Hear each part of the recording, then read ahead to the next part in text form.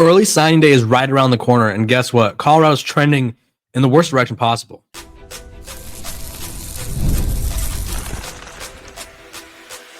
You are Locked On Buffs, your daily podcast on the Colorado Buffaloes, part of the Locked On Podcast Network, your team every day. Welcome to Locked On Buffs. I'm your host, Kevin Borba. We are part of the Locked On Podcast Network, where we're free and available wherever you get your podcast. And we're also the #1 podcasting network in the business. We are brought to you by our sponsors over at FanDuel. Right now, new customers can bet just $5. And if your bet wins, you'll get $300 in bonus bets to use across the app. So do me a favor and download the app today. Today, we're going to be talking about Colorado's recruiting misses and woes. We're going to be talking about the keys to victory against Arizona State, because Colorado still has some games left to be played, and we still got to chat about those, even though this offseason is looking like it's going to be interesting, to say the least. And I'm going to talk about what I want to see in the Arizona State game. But I think the biggest story for Colorado right now is the recruiting issues. So you lose a commit in Gavin Mueller yesterday, who 4-star tight end, top 60 recruit in the country, just raw potential. The dude is an absolute monster of a human. And only started playing football last year, and you really was trying to, a lot of programs were like, okay, we got to tap into this kid's potential, right? Miami came after him, Bama came after him, Bill Belichick and the Fighting Jordans over at North Carolina came after him, but ultimately went to Miami. And today you lose a commitment to Indiana from DeMonte Timms. And I mean, both of these are tough, right? Your recruiting class is sitting at 10 people right now.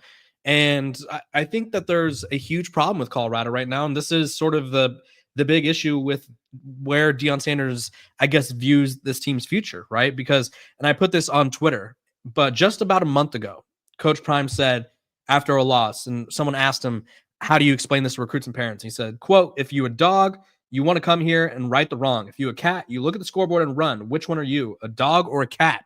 Well, now he's lost 3 recruits, and they were all really good and probably all would have played right away, if not started right away for the Buffs. And so I look at early signing day, which comes in December, and it's like Colorado's recruiting class is ranked in the 90s on 24/7 and near the 80s on 3/rivals. And it's like, okay, early signing day is coming up, and you have no semblance of a class, right? You have 10 people. Like other programs within Big 12 are running circles around you in terms of commitments, right? And I also want you guys to keep in mind, Colorado has 38 players who are leaving the team after this season. And that is not counting like potential transfers or anything. That is just simply like, hey, these guys are going to be seniors or grad students, and they are going to leave the program, right? And Colorado has the least amount of commits in the Big 12 outside of Oklahoma State, who has 9, and Oklahoma State has been without a head coach, and we don't know who their head coach is, right? So you're on par with a program that is looking for a head coach. And I'm going to be honest right now, this is the concerning part about Colorado is Coach Prime has yet to publicly say what changes he's going to make to his staff, to his recruiting staff, if he's going to go after a general manager and bring in a general manager to help with recruiting. He has committed fully to, at least from what it seems, to the transfer portal method. And recruiting wise, they're getting their top recruits plucked left and right. And so this effort that we're seeing from Deion Sanders and his staff kind of reeks of a staff that is either a staff that knows that they're not going to be here next year because they're going to lose their jobs and they've given up, which is just more reason to move on from them. Or it's just there's so much uncertainty around the program and Coach Prime's future that he hasn't done a good enough job saying, I'm going to be here for the long haul, that recruits are shying away. I talked to multiple recruits, and one of the ones that, I mean, there's 3 of them. One that recently decommitted. I was like, what was the problem? Like, what drew you away from Colorado? And there was health concerns with Coach Prime. Team morale was a big one. And then he also said that the other program that he ended up going to, the coaches there were all more involved than the ones at Colorado, including the head coach, right? So obviously Coach Prime's effort in the recruiting aspect is simply not there, right? You can't just take a picture with a guy in front of a wall and be like, okay, I did my best, right? And I think the hard part too about this is everyone's furious with Deion Sanders for his lack of recruiting effort, and he won't take visits because he doesn't need to go to someone's house and introduce himself to parents, and like he doesn't have to do that, right? Nick Saban did it, and Everyone else and their moms did it. Ed Orgeron did it. Mac Brown did it. Like every successful coach, Dabo Sweeney, whoever else, Jim Harbaugh, all of them have all done it. And Deion Sanders doesn't feel like he has to. And I'm telling you right now, like, I mean, you have Nick Saban, Jim Harbaugh, Dabo Sweeney, Steve Sarkisian, you name it. Every top coach in college football takes visits to recruits' houses. Like that is just something you have to do. I doubt any of them truly like it, but it's part of the job. You have to play the game to get the recruit. And Deion Sanders won't do that, has yet to do that. But guess what? He's considering flying to Vegas to go watch his son play. And I can't fault him as a father. Like, I'm not a father, but I imagine as a father watching your son live out your dream, that'd be awesome. That'd be a once in a lifetime experience.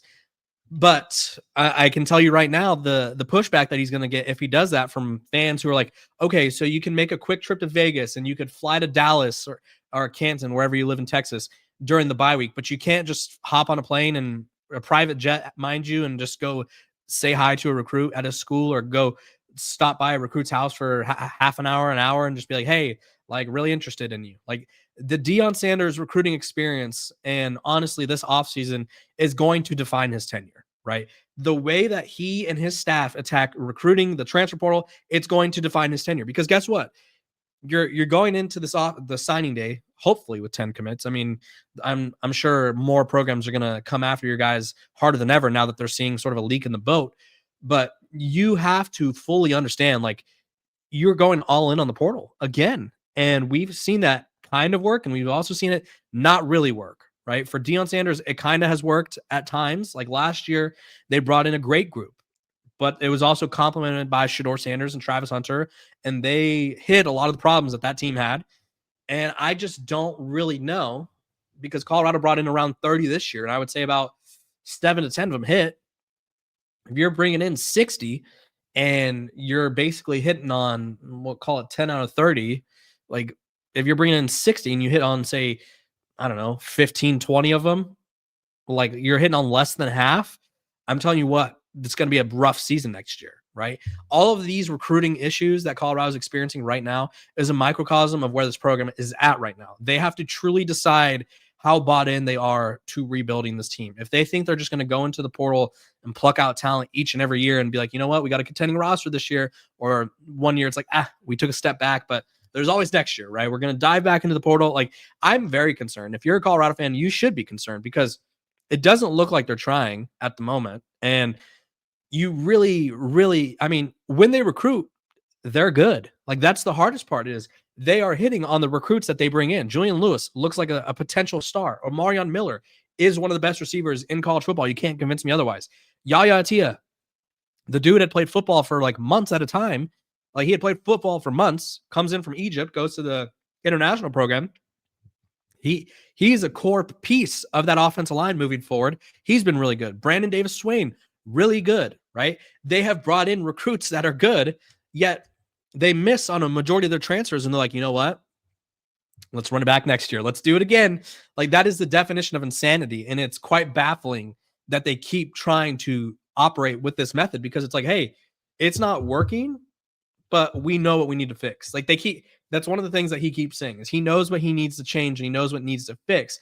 And if I were him, I would change how I attack recruiting. I wouldn't change, like, you know what, we just weren't targeting the right sort of transfer guy. I don't think that's the problem. I mean, that is a problem, but that's not the problem, right? The problem is you are building your roster and you're through the portal, and you're not able to form an identity. You're not able to get these guys to buy in, because guess what? A transfer portal guy who's there for a year, as soon as you know what hits the fan, they're checked out. Those guys do not care about being a Colorado Buffalo. They do not care about playing for Deion Sanders. They came to get clout. They tried to get clout. It either worked or it didn't. And now they're just like, whatever. I don't care. Like, you don't have guys who are bought into the program, and you're expecting them to give you efforts of people who are. And guess what? Those are not the guys. Like, you are continually proving that to be the case. So early signing day is coming up. If I'm Colorado fan, I'm very concerned. If I'm Deion Sanders, I'm getting concerned. And if I'm Deion Sanders, I really have to evaluate how I'm operating and ask myself, do I think that this can actually work? And if so, what changes will I make to make it work? Because current model is not working. We'll just put it that way. When we come back, I'm going to talk about the keys to beating Arizona State, because Colorado could still play spoiler this season. They could still play for pride. And I mean, you want to get some wins, right? You have 2 games left. Why not go out on a hot streak and take that momentum into next season?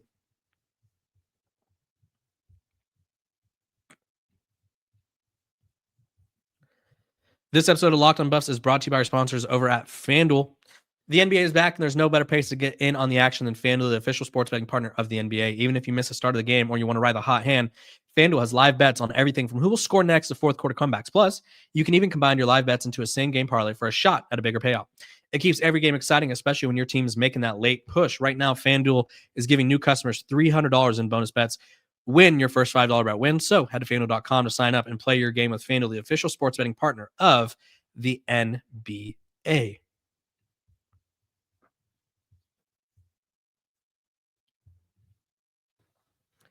Welcome back to Locked on Buffs. Appreciate you guys for tuning in every single day, making me your first listen of the day. We are free and available wherever you get your podcast. So make sure to like, subscribe, follow. Also, Locked on Podcast Network, if you guys didn't know, the #1 podcasting network in the business. Let's talk keys to victory. It's definitely not going to be a game that has a lot of stakes for Colorado, but Arizona State's still playing for a lot. And I think if you're Colorado, you sort of have to recognize that they're 25th in the country. I think Arizona State has a puncher's chance of sort of making it back to the Big 12 championship, right? There's every team in the Big 12 has lost at least one game. And there's there's 4 teams tied for third place, and BYU has to play one of them.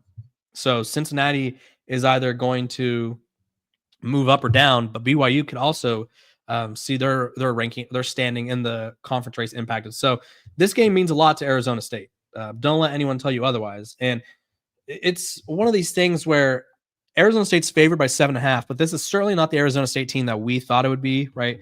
It's not going to be the Sam Levitt, Jordan Tyson show, which I mean, it's probably for the best, because I don't know if Colorado fans would be able to handle Jordan Tyson just absolutely torching them after he was shown the door by Coach Prime. But it's one of those things where, I mean, Sam Levitt's out. If you guys didn't know, Sam Levitt's reportedly he's looking around Texas Tech, Miami. He's eyeing other programs, right? And he wants to get paid. I think Kenny Dillingham's leaving Arizona State based on just sort of the vibes that we're getting. It just seems that way. Like, it seems like he talked a big game about not sort of leaving and being a diehard Sun Devil, but we'll see. Money talks. But either way, Arizona State's playing for a lot. Colorado's not playing for much. That being said, this is a different Arizona State team, right? They've been upset this year. They've lost to Houston. They've also lost. They almost lost to West Virginia. Who else beat them? They lost to Mississippi State, who's not the best team, and they got blown out by Utah. Now, of those teams, I would say Colorado probably relates most to Mississippi State. Mississippi State's 5-6, whereas the other teams are contending. When you look at what Mississippi State did to beat them, obviously they got really good quarterback play from Blake Shapen, 3 touchdowns, 279 yards. They gave Sam Levitt absolute hell. Completed just 10 of 22 passes for 82 yards. You got to force turnovers, right? The key to beating this Arizona State team is taking the ball out of the offense's hands, right? Raleek Brown's really good. Kane Udo's really good. Jeff Sims is the quarterback. And I mean, Colorado fans remember Jeff Sims from Nebraska. Not that good, but he's good at his game. And so if you let him run all over you and you let him sort of play his game and get comfortable and they design runs for him, like, that's where it would be complicated. So if you're Colorado, first of all, you want to force some turnovers. Second of all, you want to slow down the rushing attack, because Jeff Sims he's probably the most dynamic remaining quarterback in the Big 12, I would say. I feel like I could be missing someone, but he's protected the ball relatively. He's only thrown 1 pick this year. And I mean, not the most efficient passer. His best game came against West Virginia, completed 67% of his passes, but on 28 attempts. But I mean, against Utah, they made him throw the ball nearly 40 times, only completed 13 passes. Houston took the ball out of his hands. But I mean, that game against Iowa State, 13 of 24, 177 yards, a touchdown through the air. And he ran for 228 yards and 2 touchdowns. Like, they want him to use his legs. And if I'm Colorado, like, you have to make this a Jeff Sims passing game. Now, I've said this all year long, and Colorado's yet to be able to do it, so it's obviously much easier said than done. But Jeff Sims does not want to. I won't say he does not want to. He probably does want to beat you with his arm. That's just not his game, right? You have to make this a game where it's like, okay, Jeff, if you're going to beat us with your arm. Show off that gun. Like, let's show off that cannon. See what you got. Because I promise you, Jeff Sims is historically inaccurate. But if you play into his game where you let him run and he's getting these easy throws, you're going to be in for a long day. And then lastly, I think you got to protect Julian Lewis really well. And you're getting Jordan Seaton and Larry Johnson back this week. At least that's what you're supposed to. And protect Julian Lewis, get him easy reads, let him push the ball down the field, and let him build confidence with these receivers, right? I think if you're Colorado, one of the biggest things that you're hoping for is you keep your offensive core, which is Seaton, Lewis, Miller, Williams, and Yaya Atia, which I feel like he has a love for this program, so I don't think he's going anywhere. But you got to keep those guys, and because they could be really good next year. This could be one of the best or better offenses in the Big 12, barring some additions and subtractions here, right? But you want to see Julian Lewis just sort of get into a rhythm, make the plays that are there, take advantage of what the defense gives him. And honestly, I'm really high on Julian Lewis. I think he could be one of the better quarterbacks in the Big 12 next year. And this is a game that could help him build that confidence moving forward. So those are my 3 keys, right? You're going to want to force turnovers, stop Jeff Sims from running the ball, and let Juju Lewis cook, basically. Like, just let him cook, dude. Like, let the guy hit the open receivers, let the guy give him the plays that he likes, let him do his thing. Because if you force him to sort of play the game that Pat Shermer's been wanting to play this whole season, I don't know if it's going to work. Obviously, I know Pat Shermer's not calling plays, but it's not going to work. So that's what I guess those are my 3 keys. When we come back, I'm going to talk about what I want to see in this game from just about everyone.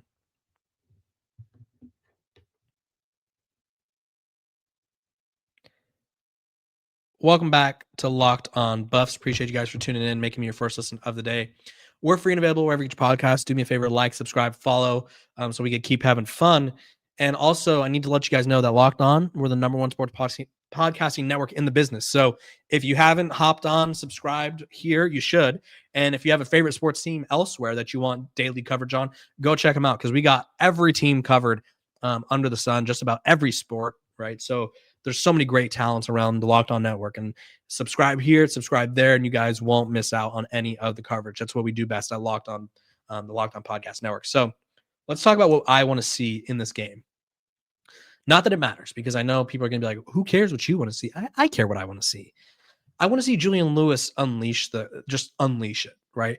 I think Julian Lewis has all the arm talent in the world. I think he is a bright star. He played really well against West Virginia. Now, granted, West Virginia is not Ohio State's defense, but they're solid, and they blitz a lot. They blitz the most in the Big 12, and he hung in there. He was sacked 7 times because they were missing both tackles, but he hung in there. And I quite frankly just want to see Julian Lewis air that thing out. I want to see him build that connection with Omarion Miller, find Joseph Williams. I want to see this. Coach Prime talked about him this week. Zach Atkins. He's been mismanaged, misused. Really hope Colorado doesn't lose him in the offseason, because I don't even think I'd be shocked if he has 10 catches on the year, right? He has just been so underutilized, and he was at one point one of the best tight end players in the portal. And it's like, cool. He has 15 catches for 93 yards, right? Zach Atkins, they have mismanaged him so much. He had five of his 15 catches came against Arizona, and he got 3 against West Virginia. So I would imagine he's going to be implemented more. Has a rushing touchdown because he recovered a fumble in the end zone against Houston. But I'd like to see Juju Lewis connect with Zach Atkins a little bit. I would like to see the run game get going. Colorado off season was gassing us up about, you know what, we're going to run the ball this year. We're going to be physical. Jordan Seaton was like, yeah, we'll run the ball. And guess what? They don't run the ball. I would like to see them run the ball. Defensively, now also offensively, let me see the young guys too. Give me Quentin Gibson, Quanah Farrakhan, the young offensive linemen, all of them. Like, let me just see them. I just want to see them. I just want to see what they bring to the table. I want to be able to have at least a point of reference if I can be like, you know what? That guy isn't ready to play full-time yet, but he's going to be there next year. We don't know that yet. We don't know that about much of these guys. So let me see the youngsters. Defensively, would love to see them stop a running quarterback. It hasn't happened all year, and quite frankly, Jeff Sims is probably the scariest one they've faced all year thus far, if I'm not mistaken. Like, Bear Bachmeier, He's a physical runner, but he's not like super athletic. Like he's an athlete, but he's not Jeff Sims athletic. Haynes King, same thing. He's a gritty runner, but he's not the hyper athlete that Jeff Sims is. And so, and I think you could even say that about Scotty Fox. He's a pretty good athlete, but he's not Jeff Sims. So I want to see them slow down a running quarterback. I want to see improvements made. Like we're talking about all these adjustments, and we're talking about we know what to do, and it's like we're not seeing it. So it's either like Coach Prime has said that they missed on guys, but you're either saying that your roster sucks or your coaches can't coach. And either one is not great, but like to see some coaches make some adjustments to put these guys in a better position. I would like to see them get pressure on Jeff Sims. I would like to see them force some turnovers, let the young guys eat, Lund Merritt and all the other youngsters on defense, let them eat. The secondary, I would like to see a much improved secondary from Colorado because I thought they'd be one of the better ones in the Big 12, and they haven't been. They've probably been the worst in the Big 12. They commit penalties. They give up big plays. They miss tackles, right? Tafik Byard is the only one that I can confidently say has impressed me this season. So Colorado, that's what I want to see. You guys comment below. What do you want to see from Colorado? I know this game, like everyone's going to say they're not playing for anything. They're playing for pride. They're playing for self-respect. And quite frankly, the young guys should be playing for a role next year. Be like, you know what? Our team underachieved this year, but next year we're going to right the wrong and we're going to turn things around. So appreciate you guys for tuning in, making me your first listen of the day. We're free and available wherever you get your podcast. This has been Locked On Buffs.